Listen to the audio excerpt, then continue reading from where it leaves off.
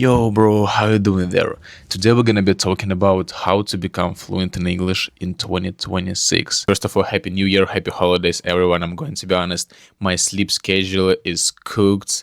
Literally, it's lost, but in any case, recently I've looked back at my 2025. I analyzed and recalled everything what I was doing in order to become fluent in English, all things on my way. And today I'm going to emphasize 3 main exercises which I believe help me the most. But first of all, I will focus on things that I believe makes a real difference between a person who will become fluent in English and who will not. So yeah, here we got to clarify and specify a little bit that there are several signs that person might become fluent in 2026. The willingness. First of all, the desire to become fluent in English. I believe if you already watched this video, you have a desire. So it's great that you have a goal.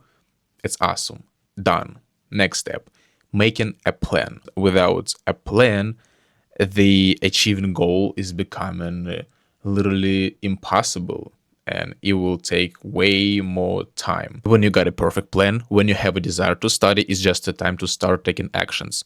Taking actions every single day, just doing it what's supposed to be done every day, accomplish all your goals, stay consistent, and stick to the plan according to your personal preferences. And now I want to share my 3 favorite exercises that I implemented. It was completely new back in the days, but I believe that it helped me a lot, so you can try it by yourself and take it from me. First of all is reading. Bro, right now I believe that reading is definitely one of the strongest habits you can build if you want to become fluent, because when you read, you're not just, learn new words or see new grammar structures, you actually feel how English works in real sentences, and over time, all grammar rules and vocabularies start to feel so natural without even memorizing grammar rules, without complicating studying routine, which is the most important thing. I believe reading gives you a chance to start thinking in English.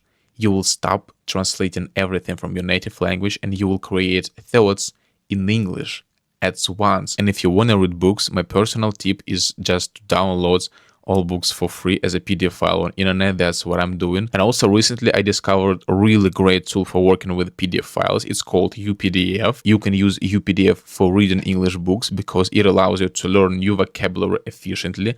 And here is how it works. You open English book as a PDF file. While reading, you might come across a new words. For example, I don't know, extraordinary. You've never seen this word before.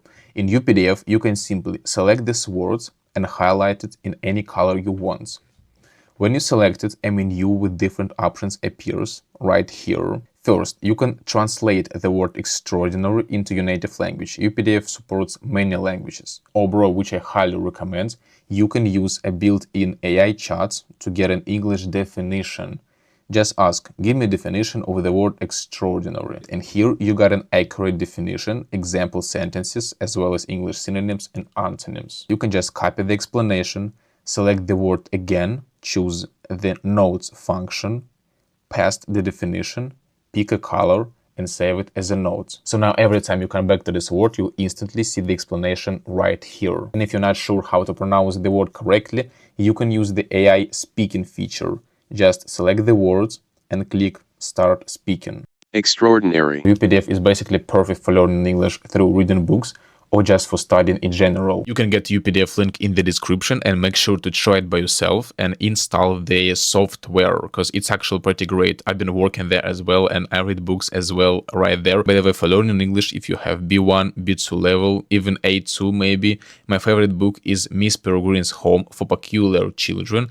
I've been reading it and it helped me a lot, so I really recommend you to try this book and test it, how it goes. And I'm gonna talk about the second method, the second exercise that I implemented is speaking.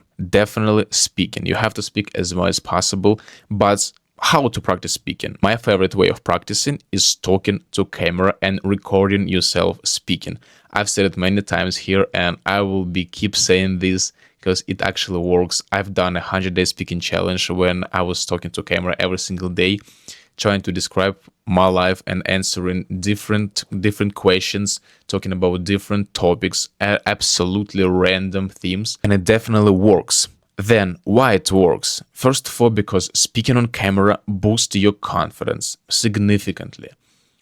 Especially when you post it on YouTube, when you record yourself and post it on YouTube, you see how many people support you. You see only mostly like positive comments, because we're all English learners. We all struggle a lot with speaking, because it's pretty damn hard actually to be speaking. Maybe you're shy, maybe you're nervous. I was nervous recording myself because you're making many mistakes. You sometimes just freeze and you don't know what to say. You're just getting lost, you feel me? That's when you're starting to overcome yourself and see progress, because day by day is going to become better and better.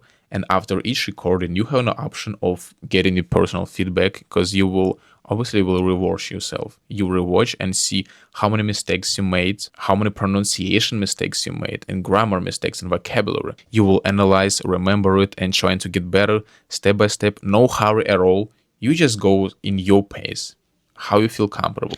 Maybe like 10-15 minutes per day of recording yourself. You always have your phone. You always have a camera. You can find a free time of 10 minutes per day just talking. Next, what are you going to be talking about? I got IELTS speaking questions. I really love IELTS speaking questions, like 30 themes, 30 questions. It's like a simulation of a real exam on IELTS exam, yeah. The variety of these IELTS questions help you not just to be talking about simple themes like your hobbies, your family, your day, but you will cover all topics, literally all topics in this life, what you never even been talking about before.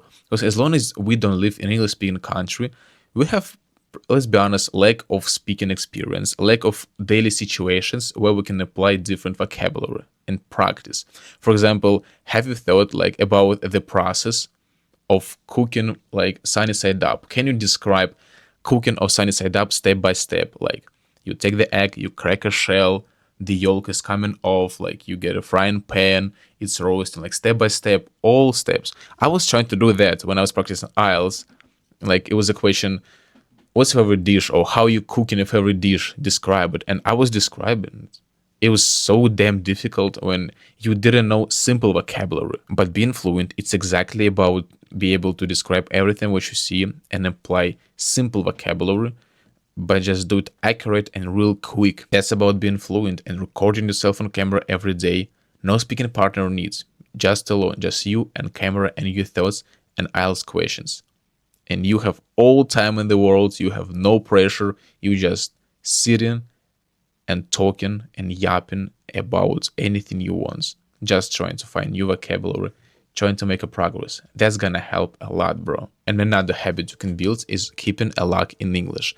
Every night before going to bed, you get a notebook or laptop and you're writing down all your thoughts and describing everything that happened today.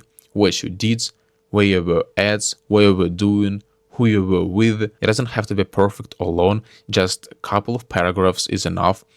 Trying to practice your real thoughts, expressing real thoughts clearly, and maybe you can practice your ideas for the future. You can make a plans in the future tenses, trying to be prepared for the next day. It will help you not only to practice English, but also just order your thoughts. But sometimes instead of just writing about my day, I remember I was taking an IELTS question, the same with I was talking today about.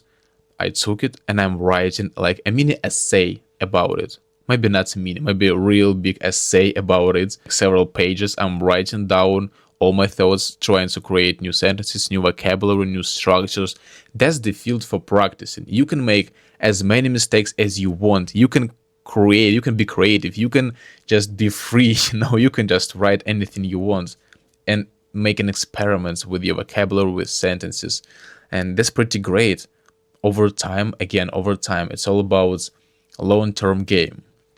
After a week, month, after half a year doing this every single day, you will become so experienced that you will become really confident and you will confidently apply new vocabulary, new grammar structures, because it will become so natural for you after writing down, after thinking it over many times, after practicing speaking, trying to speak fast and think fast in English, after reading books, trying to not to translate everything from your native language and acquiring language English so naturally that, yeah, you will become fluent by the end of 2026. Thank you guys. Love you all. Bye bye.